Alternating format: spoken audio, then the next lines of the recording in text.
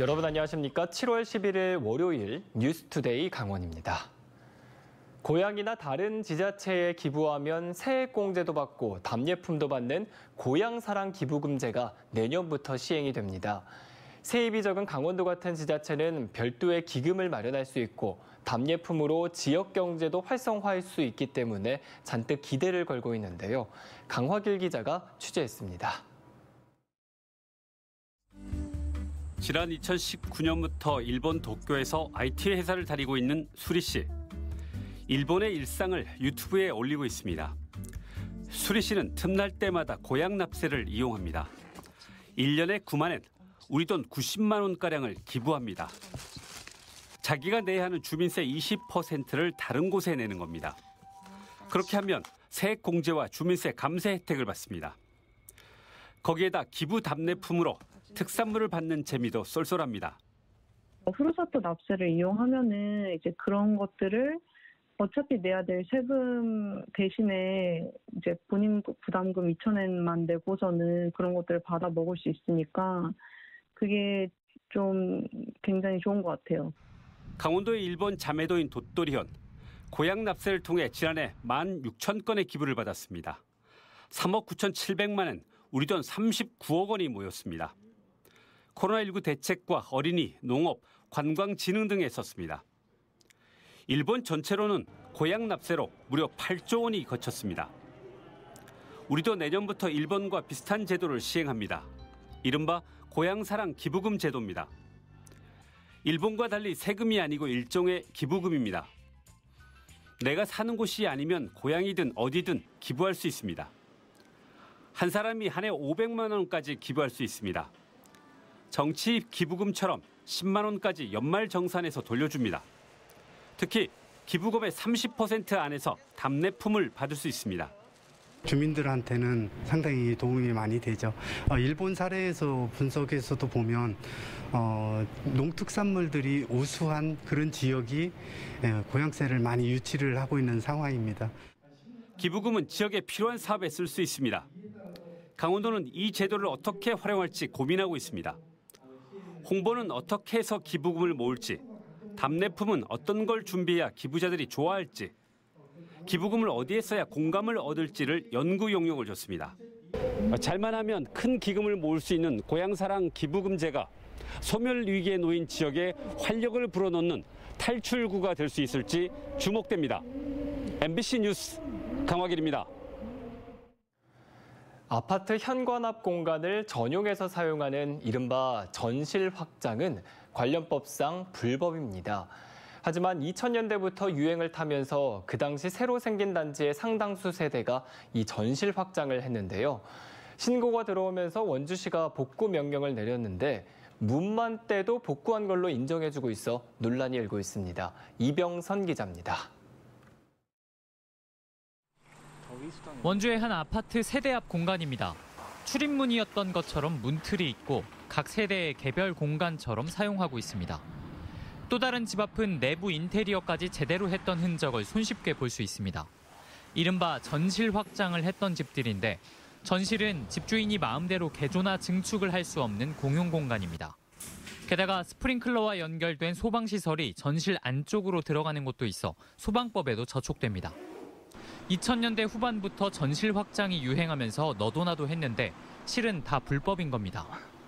원주시와 원주소방서가 지난해부터 총 9개 단지에 1600세대의 원상 복구 명령을 내렸는데 지금까지 1개 단지만 완료됐고 나머지는 진행 중입니다.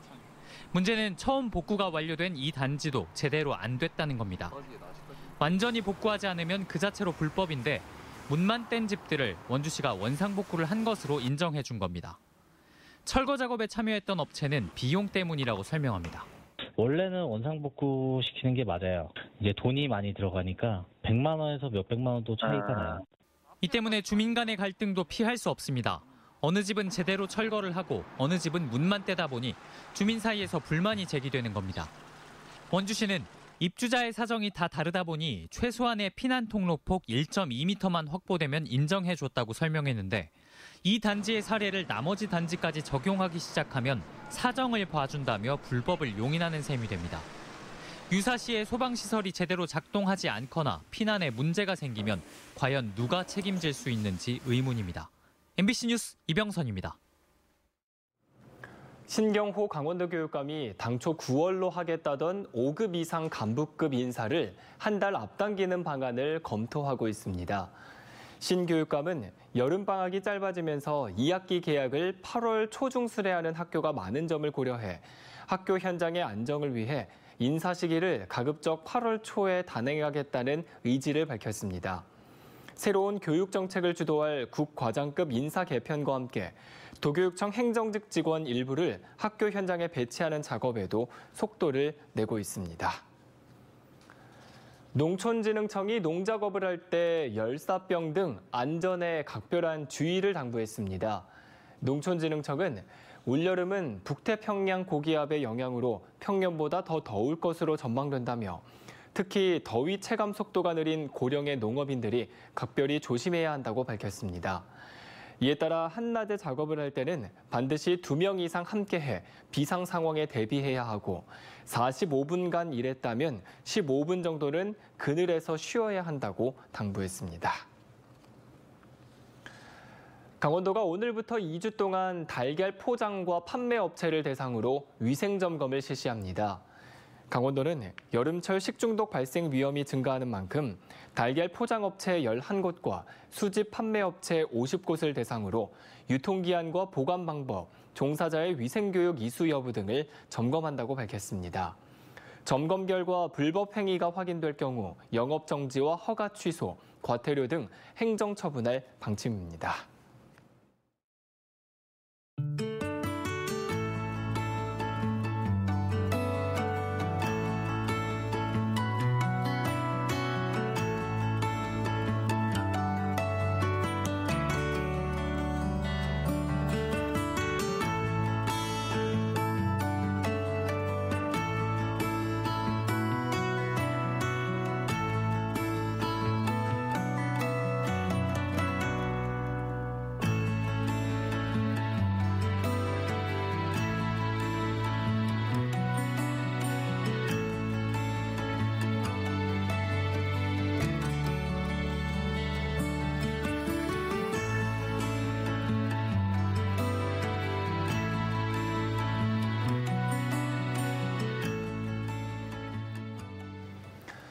강원소방이 안전관리가 우수한 다중이용업소를 선정합니다. 다중이용업소 영업주가 관할 소방서로 안전관리 우수업소 신청서를 제출하면 도소방본부에서 소방과 전기 등 안전 관련 위반 사항을 심의해 안전관리 우수업소로 선정합니다. 안전관리 우수업소에 선정되면 2년 동안 소방특별조사와 안전교육 대상에서 제외되고 출입구에 우수업소 명판이 부착됩니다. 강원도교육청이 오는 14일 철원 여자고등학교 1, 2학년을 대상으로 찾아가는 청소년 인생학교를 운영합니다. 미리 가본 대학을 주제로 한양대 김호연 교수의 4차 산업혁명 시대의 융합적 공부와 강원대 유강아 교수의 인문학 중심 진로, 진학 컨설팅이 진행됩니다. 정체성을 찾고 진로 설계에 도움을 주는 청소년 인생학교는 중3부터 고 1, 2학년 학생들을 대상으로 춘천 북산면 북위리 교육시설에서 매주 금, 토요일 1박 2일로 진행됩니다.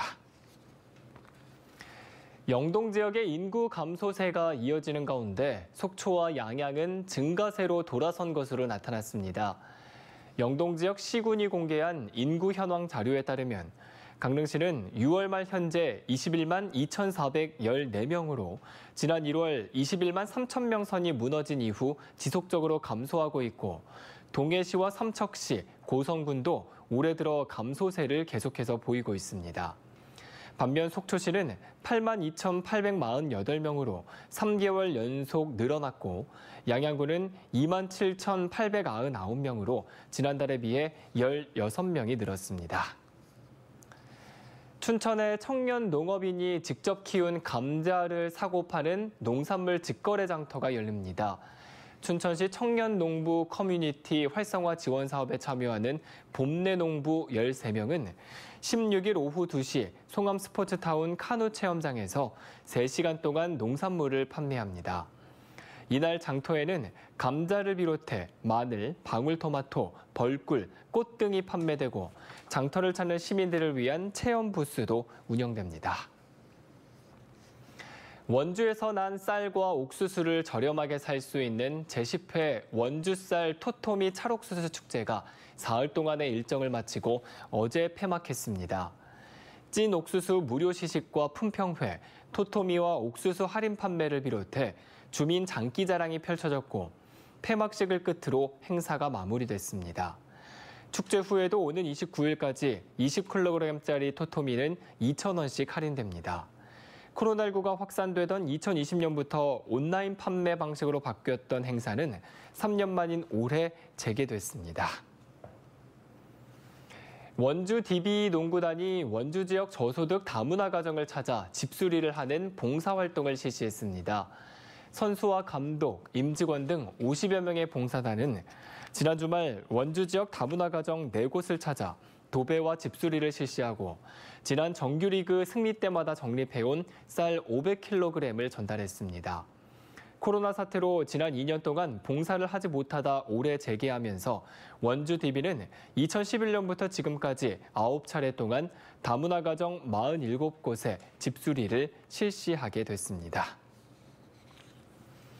정성군이 농업기계 임대료 감면 기간을 연장합니다.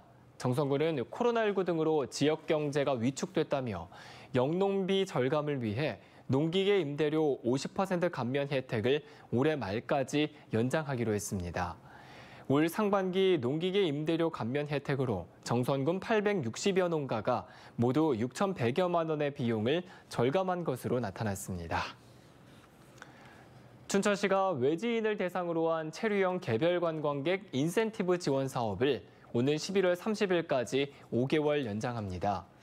이 사업은 유료 관광지 2곳 이상을 방문하고 숙박시설에서 1박 이상 머무른 뒤 SNS에 춘천 여행 후기를 써서 네이버 폼을 통해 신청서를 제출하면 모바일 춘천사랑 상품권 10,000원을 지원해주는 사업입니다.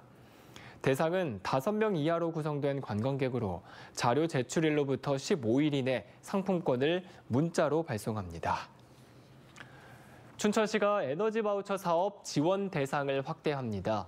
당초 지원 대상 소득 기준은 생계 의료급여 수급 세대였지만 주거 교육급여 수급 세대를 추가했습니다.